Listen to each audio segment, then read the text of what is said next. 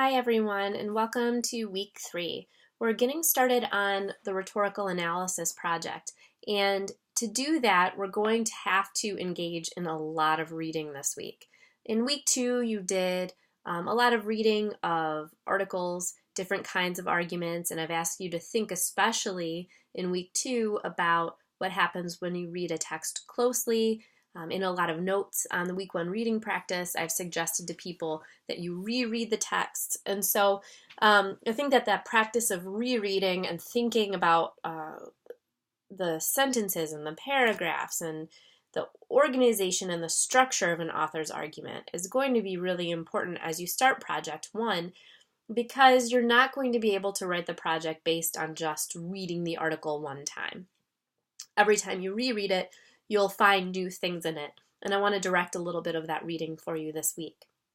So I've broken up this week into 2 videos. In this first video, we're going to talk especially about annotating your article for Project 1, and I want to really be reflecting on the Aaron Hanlon article and thinking about how you might approach that. But I also want to talk a little bit about some of the questions that you raised in the reflection on that article when you did the week 1 reading practice. So I've got these 2 questions up here that I want to talk a little bit about in this short video.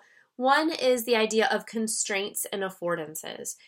I want you thinking about, as you annotate this week, what you notice in a text when you annotate digitally versus what you notice when you annotate on paper. So whether you are using the tools on your tablet or computer to be able to write right on a digital text, and I don't have those tools on my computer yet, so you can probably do cooler things than I can do. Or you copy and paste a text into Microsoft Word so that you can use Microsoft Word's tools. Or you print out the paper to be able to write right on it, which is typically what I do because I prefer reading on paper and not on the screen. But I want you to think about what you're able to do and not do when you annotate or read digitally versus on paper.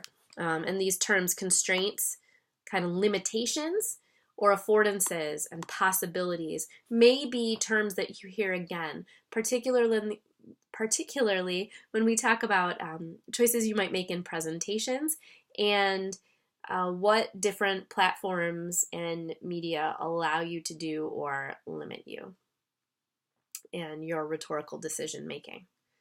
And we also want to think a little bit today about how you can use the features of a digital text to understand more about the rhetorical situation. So in a few minutes, I'm going to click around a little bit. But first, I want to demonstrate just a little bit more annotation, because one of your tasks for this week is to reread and annotate the article that you've chosen for Project 1. So by the time you watch this video, you've already read it maybe a few times to write a summary, and you're going to get feedback on that summary from me. And you're going to be working this week on starting to write the other parts of Project 1. So we'll click over to the assignment in a second. And doing that, you're probably going to be doing some rereading. So let's actually take a look back at the assignment. What happens when we look at Aaron Hanlon's text digitally? Not the version that was reprinted for you in the week 1 reading practice, although you already have annotations of them. Some of you did them handwritten, some of you did them use in Microsoft Word using highlighting and stuff like that. But what happens when you look at the text here? And I'll give you a link to it this way as well, because right away I noticed something very different. I didn't get to see this picture when I read the text during the week 1 reading practice. But this picture, when I click on Aaron Hanlon's article, the way it's presented online in the New Republic magazine, I get a preview of the article just by looking at the picture. In fact, I can't even see the title on my screen because my screen is so small. This might help give me some more context to the writer's position. And I was actually talking about this article with another instructor the other day. When I look at this article, or at this picture rather, I don't see cuddly bunnies. I see students that are very serious, that care about the position that they're arguing for, and so I can see a glimpse of Erin Hanlon's actual argument here in this picture. But there are a lot of other things that are present in a digital text that I would encourage you to use. And your Project 1 won't be about Erin Hanlon's text, but your articles are presented digitally. And so even if you print them off so that you can reference them in other places, I would encourage you to do some reading online. And in fact, these are some of the tools I want to point out. So one of the things that you might write about or that people commented on was they were really interested in knowing what happened and knowing more about the situation at Mount St. Mary's University. And so to get a sense of what's called the larger conversation, and conversation is a term that's used a lot in Chapter 4 of Understanding Rhetoric, you can click on the hyperlinks and actually read and use other sources. So you can actually look at, this article that Hanlon references and is writing in response to. This moment about President Simon Newman and his plan and kind of the discussion of that is what we might call, and let me stick this in the notes, so what we might call the exigence of the article you are reading. What is the author writing in response to? Okay, so this has to do with the context of the article. That's one part of rhetorical situation. Why are they writing it? We might also want to know a little bit more about who the author actually is. Well, here we can click on Erin Hanlon's name to get a little bit about him here. We could also check out his personal website or his site at the college he teaches at. We could also look at his own webpage. Okay, and learn a little bit more about him. What does he care about? What is he interested in? Does he write about other things related to students and politics or rhetoric? What does he care about as an instructor and as a writer and a researcher? You can see my video tickets there.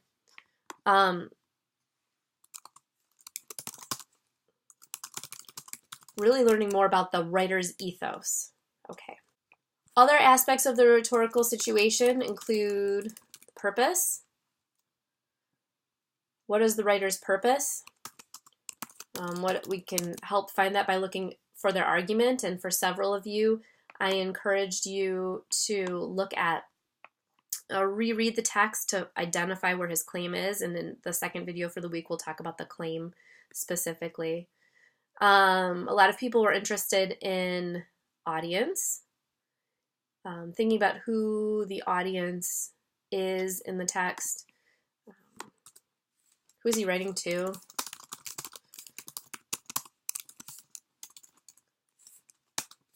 Who cares about this? Some people commented on his vocabulary, and that might indicate a little bit about the audience. Here we might ask, who reads this publication? And that is also about context, because that's a clue. The audience of a text is not everyone in the world, because not everyone in the world reads things on the internet. The internet is vast. Who does the New Republic magazine target specifically? If you're reading a text like Lauren Jackson's article for Project 1, who is the audience for Teen Vogue? Why is she trying to reach out to them? These are kinds of questions you want to be asking. Think more about context. 2, when was this written? In what publication? What is the publication's standpoint or stance? These are all things that you can find out about a little bit by clicking around. So for example, you can learn about New Republic magazine by going to their About page and seeing what their stance is, how they approach writing, maybe what political viewpoints they have. All that kind of stuff can be important for writing about the rhetorical situation. So those are some things that I want you reading for and thinking about this week and including in your annotations.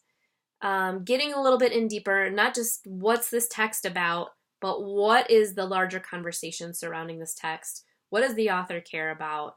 That all informs the rhetorical choices that the author makes and the devices that they choose to use. And that's the kind of stuff that we'll be getting into later in the week.